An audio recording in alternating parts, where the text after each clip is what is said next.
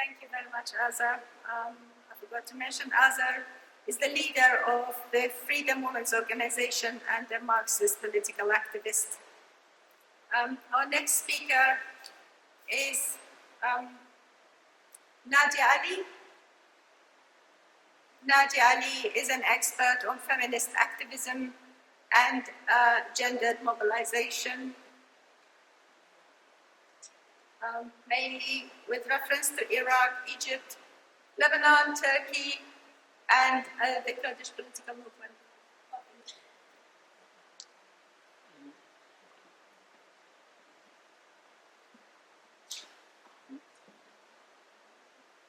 So, I'm Nadja Ali, and I'm glad to be here, and I wish I didn't have to be here. So first would like to start by also passing my condolences to Yanar's family and friends and comrades.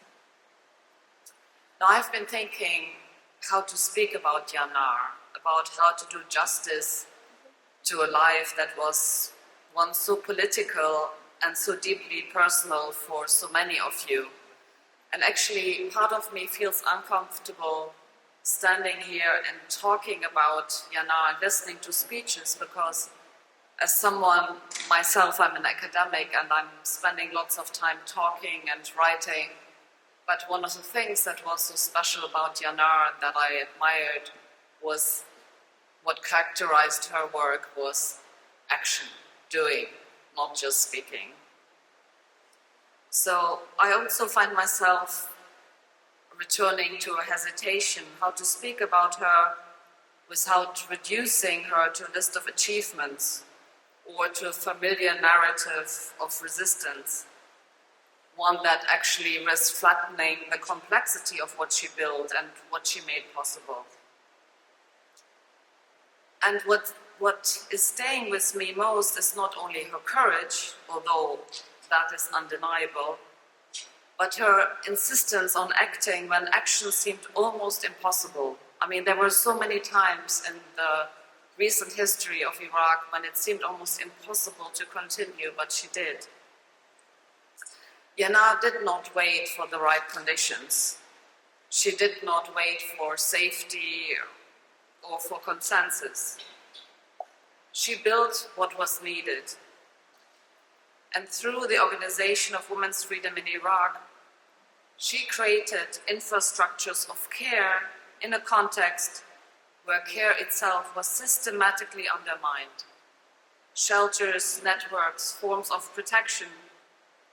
These were not abstract ideas. They were material, fragile, often precarious spaces that allowed women not only to survive, but as we've just seen and heard, to begin to imagine something else.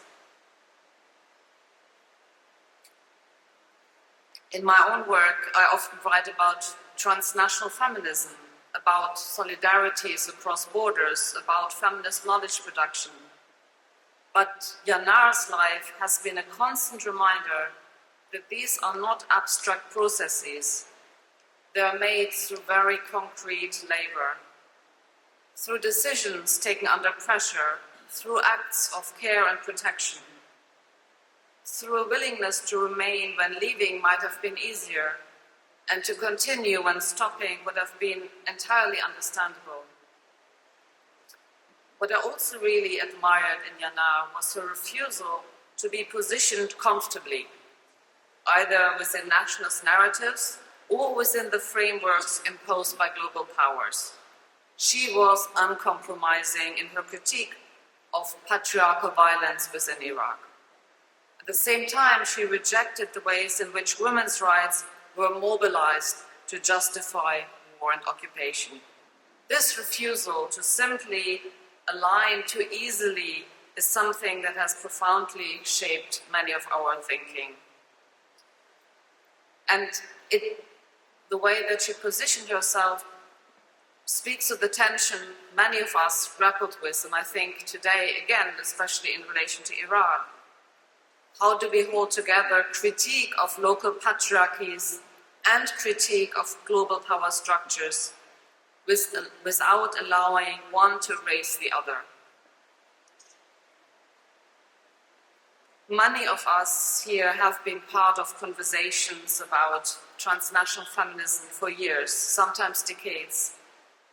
And yet, Yanar's work continually pushed us to ask, what does solidarity actually look like in practice? What does it require of us, not only intellectually, but materially, politically, and emotionally? She understood that feminism is not only about critique, it is about building, about creating spaces where people can survive, but also where they can begin to imagine something beyond survival. And that kind of work are something of all of us. And it's also a challenge to think more carefully about the relationship between the work we do, like myself in universities, in writing, in teaching, and the forms of struggle that unfold in far more precarious conditions. Her life compels us to ask, what does it mean to stand in solidarity, not as a concept, but as a practice? And perhaps most importantly, Yanar reminds us that solidarity is not a given. It is something that must be continuously built, negotiated, and sustained. It requires attention, it requires humility, and sometimes it requires discomfort.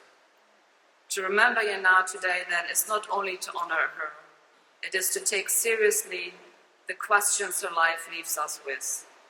Questions about responsibility, about what it means to continue feminist work across borders without erasing difference and without retreating into comfort.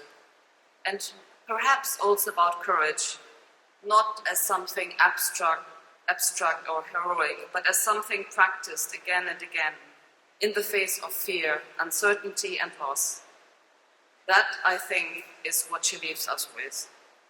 Not only a legacy, but a set of demands and a way of continuing. Thank you.